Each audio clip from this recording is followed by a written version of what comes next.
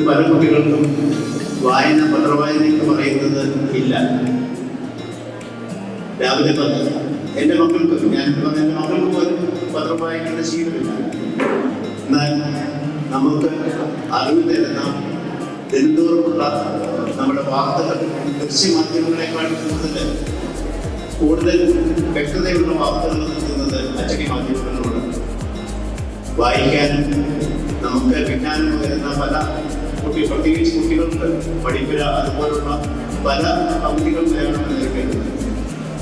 അത് വായിക്കാനുള്ള വായനാശീലം വളർത്തണം. നിങ്ങൾ പല കുട്ടികൾക്ക് അല്ലെങ്കിൽ വായിച്ച് കേൾക്കാനുള്ള സാഹചര്യങ്ങൾ ഈ സ്കൂളിലുണ്ടെന്ന് എനിക്കറിയാം. അപ്പോൾ ആ രീതിയിൽ വായനയെ പ്രോത്സാഹിപ്പിക്കാനായിട്ട് ഇടയാകുന്നതിൽ ഞങ്ങൾക്കും അതിനൊരു പങ്കാളിത്തം നൽകുവാൻ കഴിയുന്നതിൽ വളരെയേറെ സന്തോഷവും അഭിമാനവുമുണ്ട്. മലയാള മനോരമയുമായിട്ടുള്ള ബന്ധം എൻ്റെ വ്യക്തിപരമായിട്ട് പറയുകയാണെങ്കിൽ മനോരമ ആരംഭിച്ച കാലം തൊട്ട് ഞങ്ങൾക്കുണ്ട്. 4 തലമുറയായിട്ട് മലയാള മനോരമയുടെ ഒരു പത്രം എൻ്റെ വീട്ടിൽ ഫ്രീ ആയിട്ടാണ് കിട്ടിക്കൊണ്ടിരിക്കുന്നത്.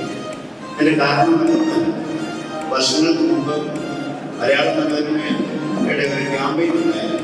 അന്ന് ഏകദേശം 80 വർഷങ്ങൾക്ക് മുമ്പ് അന്ന് പത്രം വാങ്ങാനായിട്ട് ഒരു ആജീവനാണ് ലൈഫ് ലോങ് മെമ്പർഷിപ്പ് മനോരമയ്ക്കുണ്ടായിരുന്നു. എന്നതുകൊണ്ടോന്ന് അറിയില്ല, അത് 100 രൂപ മാത്രമേ ഉണ്ടായിരുന്നു. അന്ന് ആ ഒരു മെമ്പർഷിപ്പ് എൻ്റെ പിതാവ് എടുത്തു. അത് ഇന്നും അതുകൊണ്ട് എൻ്റെ കുടുംബത്തിൽ ഒരാൾ മലയാളം കൊടുത്തോളം കാലം എൻ്റെ കുടുംബത്തിൽ ഒരാളുടെ മലയാള മനോരമ സൗജന്യമായിട്ട് കിട്ടുന്നുണ്ട്. അത് എനിക്കും വളരെ അഭിമാനമുള്ള കാര്യമാണ്. ഞാൻ മനോരമയുടെ സ്ഥിര വായനക്കാരനാണ്. അത് രാവിലെ എനിക്ക് പത്രം കിട്ടിയില്ലെന്നുണ്ടെങ്കിൽ പത്രമൊന്നും വായിക്കാതെ എനിക്ക് രാവിലെ ഓഫീസിലേക്ക് വരാനുണ്ട്. പണ്ടൊക്കെ വായിക്കുന്ന ആദ്യമായിട്ട് തിരഞ്ഞെടുപ്പുകളോ വായിക്കുന്നത്. കാരണം നമുക്കറിയുന്ന ആളുകൾ ആരെങ്കിലും ഉണ്ടോ, മരിച്ചിട്ടുണ്ടോ എന്നൊക്കെ ഉള്ളത്. അപ്പം പ്രധാന വാർത്തകളൊക്കെ വായിക്കാൻ ഞാൻ TV കാണുന്നത് വളരെ കുറവാണ്. പത്രമാണ് ഞാൻ കൂടുതലായിട്ട് വായിക്കുന്നത്. അപ്പം ആ രീതിയിൽ വായന വളർത്തണം, കുട്ടികളിൽ അത് വായനാശീലം ഉണ്ടാക്കണം. ആ രീതിയിൽ മനോരമയും ഈ സ്കൂൾ കുളത്തറ സ്കൂളിൽ അതിന് അധ്യാപകർ മുൻകൈയെടുത്തു. ആ രീതിയിൽ വളർത്തുവാൻ മനോരമ ചെയ്യുന്ന എല്ലാ പ്രോത്സാഹനങ്ങൾക്കും എല്ലാ അഭിനന്ദനങ്ങളും അറിയിക്കുന്നു. സ്കൂളിൽ എല്ലാ അഭിനന്ദനങ്ങളും ആഗ്രഹങ്ങളും നേരിടും.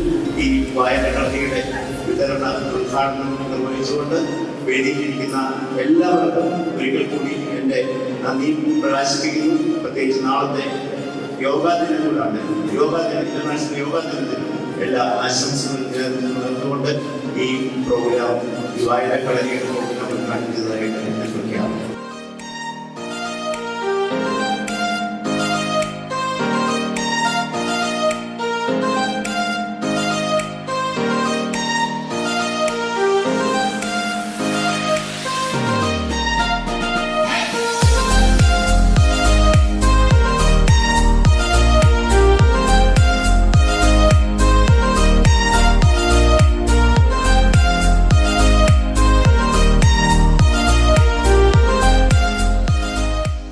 വീണ്ടും ഒരു പ്രാവശ്യം കൂടി എനിക്കിവിടെ വരാൻ സാധിച്ചത് വളരെ സന്തോഷമുണ്ട്. കഴിഞ്ഞ 1 ദശാബ്ദക്കാലമായി ഈ സ്ഥാപനവുമായിട്ട് ബന്ധപ്പെട്ട് പല പ്രവർത്തനങ്ങൾ നടത്താനായിട്ട് സാധിച്ചു. അതിന് ഈ കലാലയത്തിലെ അധികാരികൾ, വിദ്യാർത്ഥികൾ, അധ്യാപകർ എല്ലാവരോടുമുള്ള നന്ദി ഞാൻ അവസരത്തിൽ അറിയിക്കുകയാണ്. നമ്മൾ ഇതുപോലുള്ള പ്രവർത്തനങ്ങൾ ഇനി മുന്നോട്ട് കൊണ്ടുപോകും. എല്ലാവർക്കും ആശംസകൾ അർപ്പിച്ചുകൊണ്ട് നിർത്തുന്നു. ജയ്. നമസ്തേ. യോഗയുടെ പ്രാധാന്യം എല്ലാ വർഷവും 2014 ശേഷം ഭാരതത്തിൻ്റെ ഏറ്റവും മഹത്തായ സംഭാവനയാണ് ഈ യോഗ. ഇത് യുണൈറ്റഡ് നേഷൻസ് അന്താരാഷ്ട്ര യോഗ ദിനമായിട്ട് എല്ലാ വർഷവും ജൂൺ 21-ാം തീയതി നമ്മൾ ആഘോഷിക്കുകയാണ്. ഇത് വർഷത്തിലൊരിക്കൽ ഈ ജൂൺ 21-ാം തീയതി മാത്രം നമ്മൾ ആഘോഷിച്ചുകൊണ്ട് കാര്യമില്ല. ഈ യോഗാഭ്യാസം പ്രാക്ടീസ്, ഇതൊരു അഭ്യാസമാണ്. അതുകൊണ്ട് നമ്മുടെ ജീവിതചര്യയുടെ ഭാഗമാക്കി ഡെയിലി നമ്മൾ എങ്ങനെയാണ് നമ്മൾ ബ്രീത്ത് ചെയ്യുന്നത്, ഭക്ഷണം കഴിക്കുന്നത്, കുളിക്കുന്നത്, അതുപോലെ നമ്മുടെ ജീവിതശൈലിയുടെ ഭാഗമാക്കിയാൽ മാത്രമേ അതിനെ നേരത്തെ സാർ പറഞ്ഞ മാതിരി ഈ ശരീരത്തിനും മനസ്സിനും ആത്മാവിനും ആ ഹോളിസ്റ്റിക് വെൽനെസ് നമുക്ക് കിട്ടണമെങ്കിൽ നമ്മുടെ ജീവിതശൈലിയുടെ ഭാഗമാക്കണം. അതൊരു ഹാബിറ്റായി മാറണം, എങ്കിൽ മാത്രമേ ഇത് സാധ്യമാകൂ. അപ്പൊ അതിന് ഞാൻ കഴിഞ്ഞ നിങ്ങളെപ്പോലെ ഞാൻ വിദ്യാർത്ഥിയായിട്ട് അമേരിക്കയിൽ പഠിക്കുമ്പോഴാണ് ഞാൻ ഇപ്പം പ്രാക്ടീസ് ചെയ്യുന്ന ഹാർട്ട്ഫുൾനെസ് യോഗ. ഹൃദയനിർഭരമായിട്ട്, കാരണം നിങ്ങൾക്ക് എല്ലാവർക്കും അറിയാം, കണ്ണ് കാണാൻ പാടില്ല, ചെവി കേൾക്കാൻ പാടില്ല. എനിക്ക് പലവിധ ഭിന്നശേഷികൾ ഉണ്ടെങ്കിലും എന്റെ ജീവന്റെ തുടിപ്പ്, എന്റെ ആത്മാവ്, എന്റെ പരമസത്ത, my spirit, my supreme self, the divinity is നമ്മുടെ ഹൃദയത്തിലാണ്. എല്ലാ മതങ്ങളും അത് പറയുന്നു. ആ ഹൃദയം എപ്പോഴും, ആ ഹൃദയത്തിന്റെ തുടിപ്പ്, ജീവന്റെ തുടിപ്പുള്ളിടത്തോളം കാലം മനുഷ്യന് എന്തും ചെയ്യാൻ സാധിക്കും. ഇന്ദ്രിയങ്ങളുടെ ഈ ഭിന്നശേഷി നമ്മുടെ ജീവിതത്തിലെ ഒരു ന്യൂനതയാവുകയില്ല. ഒരുപക്ഷെ നിങ്ങൾ ഇത് കണ്ടിട്ടുണ്ടോ അറിഞ്ഞുകൂടാ, ഈയിടെ ഉണ്ടായ ഒരു സിനിമയാണ് ശ്രീകാന്ത് ബല്ല.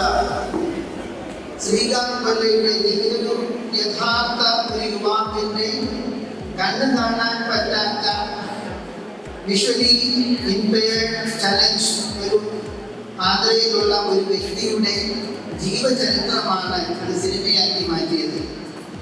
നിങ്ങൾ എല്ലാവരും കണ്ടിരിക്കേണ്ട ഒരു മഹത്തായ ഒരു സന്ദേശമാണ് ഈ ശ്രീകാന്ത് ബല്ലയുടെ മൂവി നമുക്ക് തരുന്നത്. നമ്മുടെ ഇന്ത്യയിലെ ശ്രീരാം ബല്ലയ്ക്ക് ഇവിടെ പ്രിൻസിപ്പൽ സാർ പറഞ്ഞു, ഹയർ സെക്കൻഡറി ഉള്ളത് ഈ ഇന്റഗ്രേറ്റഡ് ആയിട്ടുള്ള, അതായത് വളരെ നല്ല സിസ്റ്റമാണ്. നമ്മളെ ഇങ്ങനെ ഈ വിഷ്വലി ഇംപെയർഡ് വേറെ, പിന്നെ ഹിയറിംഗ് ഇംപെയർഡ് വേറെ, ഇങ്ങനെ ഭിന്നശേഷികളെ തന്നെ ഭിന്നിപ്പിച്ചുകൊണ്ടിരിക്കാതെ മനുഷ്യനെ ഒന്നായി കാണുന്ന ഈ മഹത്തായ സ്ഥാപനത്തിനാണ് ആദ്യം നമ്മൾ നന്ദി പറയുന്നത്. ഇവിടെ ഇങ്ങനത്തെ ഈ നമ്മളില്ല. ഇത്തരം സ്ഥാപനങ്ങൾ തന്നെ അദ്ദേഹം പറഞ്ഞ് മനസ്സിലാക്കി നമ്മുടെ കേരളത്തിൽ തന്നെ വിരളമാണ്, വളരെ കുറവാണ്. ഈ ശ്രീകാന്ത് ബല്ലയ്ക്ക് അന്ന് സെക്കൻഡറി, ഹയർ സെക്കൻഡറി പിന്നീട് അദ്ദേഹത്തിന് ഹയർ എഡ്യൂക്കേഷന് ഒരു സ്ഥാപനവും മുന്നോട്ട് വന്നില്ല. നിനക്ക് കണ്ണു കാണാൻ പാടില്ല, നിനക്ക് എന്ത് പഠിക്കാൻ പറ്റും? അദ്ദേഹം രീതിയിലുള്ള ഫിസിക്സ്, കെമിസ്ട്രി, മാത്തമാറ്റിക്സ് എല്ലാ പുസ്തകങ്ങളെയും കാണിച്ചു. ഒരു പ്രിൻസിപ്പലും അദ്ദേഹത്തിന് അഡ്മിഷൻ കൊടുത്തില്ല. നിങ്ങൾ ആ സിനിമ കണ്ടാൽ അറിയാം, അവൻ അഡ്മിഷൻ കൊടുത്തത് അമേരിക്കയിലെ ഏറ്റവും നല്ല യൂണിവേഴ്സിറ്റി, ഇന്നും വേൾഡിലെ ടോപ്പ് റാങ്ക് യൂണിവേഴ്സിറ്റിയായ Massachusetts institute of technology, MIT, Boston, അദ്ദേഹത്തിന് അഡ്മിഷൻ കൊടുത്തു. നമ്മളെല്ലാം നാണിപ്പിക്കുന്ന, ഇത്ര വലിയ സംസ്കാരത്തിന് ഉടമകളായ ഭാരതീയരെ നാണിപ്പിക്കുന്ന ആ വെള്ളക്കാരുടെ സംസ്കാരം നോക്കൂ. അവനെ അക്സെപ്റ്റ് ചെയ്ത് അവനെ ഈവൻ അവിടുത്തെ ബേസ്ബോളില് അവൻ ടോപ്പറായി, ഈവൻ ഇന്ത്യൻ ക്രിക്കറ്റിൽ അവൻ ടോപ്പറായി. കണ്ണു കാണാൻ പാടില്ല, എല്ലാത്തിലും വിജയിച്ച് അവനെ നല്ല എന്റർപ്രനറാണ്. ഇപ്പൊ ഹൈദരാബാദിലെ ഈ ഭിന്നശേഷിക്കാരെ മാത്രം എംപ്ലോയ് ചെയ്തുകൊണ്ട് പാക്കിംഗ് മെറ്റീരിയൽസ് ഉണ്ടാക്കുന്ന, എക്കോ ഫ്രണ്ട്ലി പാക്കേജിംഗ് മെറ്റീരിയൽസ് ആക്കുന്ന ഒരു കമ്പനിയുടെ മാനേജിംഗ് ഡയറക്ടറാണ് ഇന്ന് ശ്രീകാന്ത് ബല്ല ഹൈദരാബാദിലെ. ശ്രീകാന്ത് ബല്ലയ്ക്ക് കോൺഫെഡറേഷൻ ഓഫ് ഇന്ത്യൻ ഇൻഡസ്ട്രി അവന് വലിയ അവാർഡ് കൊടുക്കാൻ തീരുമാനിച്ചു. ഇത്രയും ബുദ്ധിമുട്ടുകളെല്ലാം കടന്ന് നല്ല അമേരിക്കയിലെ യൂണിവേഴ്സിറ്റിയിൽ പഠിച്ച് ഇത്ര വലിയ ഒരു സ്ഥാപനത്തിന്റെ ഇത്രത്തോളം എംപ്ലോയീസിന് അദ്ദേഹം എംപ്ലോയ് ചെയ്യുന്നത് ഇതുപോലെ ബ്ലൈൻഡ് ആയിട്ടുള്ള ആൾക്കാരെ തന്നെയാണ്. എല്ലാവരും അങ്ങനെയുള്ളവരാണ്. പക്ഷെ ശ്രീകാന്ത് ബല്ലയ്ക്ക് ദൈവം കൊടുത്ത ഒരു വരമുണ്ട്. ഏത് സ്പർശിച്ചാൽ അദ്ദേഹത്തിന്റെ ഹൃദയം പറയും അത് നല്ലതാണോ ചീത്തയാണോ.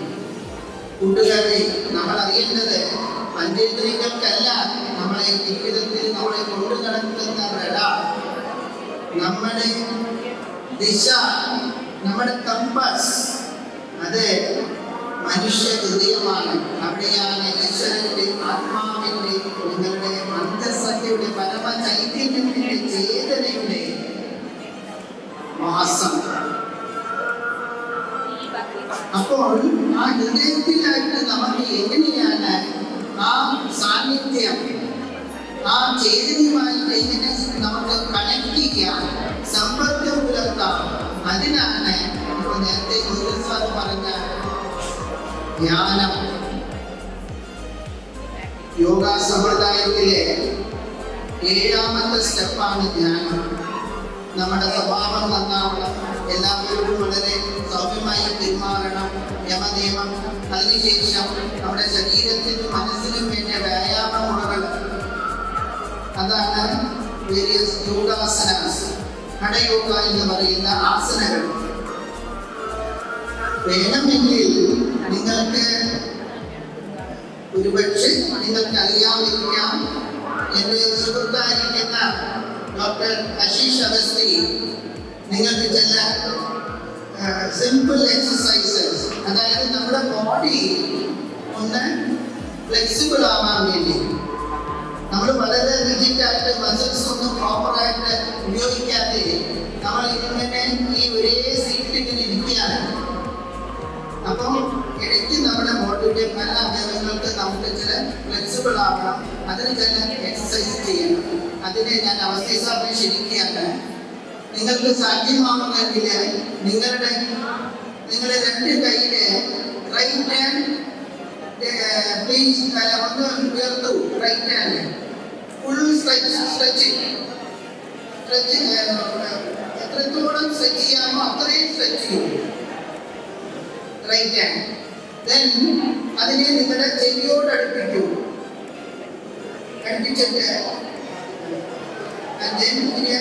and then full take it to the right, maximum.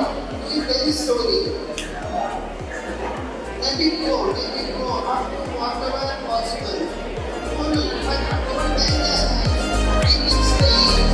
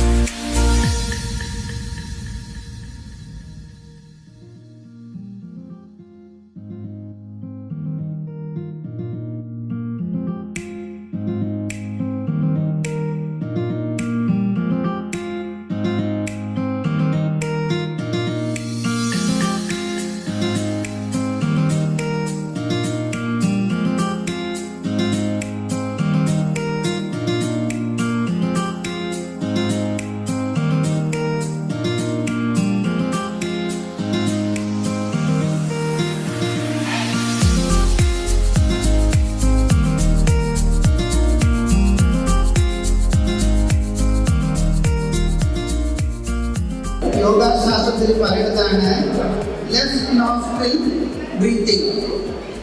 അതായത് നമ്മുടെ നാസാദ്വാരങ്ങള് ഇടതുണ്ട് വലതുണ്ട്. നമ്മൾ 2 നാസാദ്വാരത്തിലാണ് ബ്രീത്ത് ചെയ്യുന്നത്. അത് ഒബ്സർവ് ചെയ്താൽ അറിയാം, എയർ ഫ്ലോ ഈക്വൽ അല്ല. ഡേ ടൈമില് എയർ ഫ്ലോ ഡിഫറെൻ്റ് ആയിരിക്കും ഒരു പർട്ടിക്കുലർ നാസാദ്വാരത്തിൽ കൂടി, നൈറ്റില് റിവേഴ്സ് ആയിരിക്കും. അത് നല്ലവണ്ണം നിരീക്ഷിച്ചാൽ നിങ്ങൾക്ക് ആ ഡിഫറൻസ് അറിയാമല്ലോ. ഇവിടെ നമ്മുടെ ബോഡി വളരെ സ്ട്രെസ് ആയിട്ടിരിക്കുന്നു, ദേഷ്യമായിട്ടിരിക്കുന്നു. അതിനൊന്ന് കൂൾ ചെയ്യാനായിട്ടാണ് is a proven scientific technique. Breathing only through the left nostril. അതായത് ഇടത്തെ നാസാദ്വാരത്തിൽ കൂടെ മാത്രം നമ്മൾ ശ്വസിക്കുക. ശ്വസിക്കുമ്പോൾ അതുകൊണ്ട് ദിവസവും നമ്മുടെ ജീവിതത്തിൽ ഇപ്പൊ മൗന പ്രാർത്ഥന പോലെ കുറച്ചു നേരം കണ്ണടച്ച് നമ്മുടെ ഉള്ളിലേക്ക് നോക്കൂ, നമ്മുടെ ഹൃദയത്തിന്റെ അന്തർഭാഗത്തേക്ക് നോക്കൂ. അവിടെയാണ് ജീവന്റെ തുടിപ്പ്, അവിടെയാണ് നിങ്ങളുടെ ശക്തി, അവിടെയാണ് ഈശ്വരൻ. ഈശ്വരനിൽ വിശ്വസിച്ചില്ലെങ്കിലും അവിടെയാണ് നിങ്ങളുടെ അന്തസത്ത. അത് പോയാൽ ഡോക്ടർ നിങ്ങളെ ഡിസീസ് എന്ന് മുദ്ര കുത്തുള്ളൂ. ഇത് പോകാം, ബ്രെയിൻ ഡെഡ് ആവാം, ജീവന്റെ തുടിപ്പ് ഹൃദയത്തിലുണ്ട്. അതുകൊണ്ട് ഹൃദയനിർഭരമായിട്ടുള്ള ധ്യാനം, ഹൃദയത്തെ ആധാരമാക്കിയുള്ള ധ്യാനം, ഹാർട്ട് സെൻട്രിക്, അതാണ് ഞാൻ കഴിഞ്ഞ 27 കൊല്ലമായിട്ട് അമേരിക്കയിൽ നിന്ന് ഇങ്ങനെ അഭ്യസിച്ചു പോകുവാണ്. എൻ്റെ ജീവിതത്തിലും എൻ്റെ സുഹൃത്തുക്കളുടെ ജീവിതത്തിലും ഒരുപാട് മാറ്റങ്ങൾ വരുത്താൻ ഈ ധ്യാനത്തിന് സാധിച്ചിട്ടുണ്ട്. ആർക്കും, സന്മനസ്സുള്ള ആർക്കും ഹൃദയത്തിൽ ഈ ധ്യാനം ചെയ്യാം. അതിൻ്റെ ഒരു ലഘു പരീക്ഷണം നമുക്ക് ചെയ്തിട്ട് ഈ ഇത് നമുക്കിവിടെ അവസാനിപ്പിക്കാം. എല്ലാവരും ദയവ് ചെയ്ത്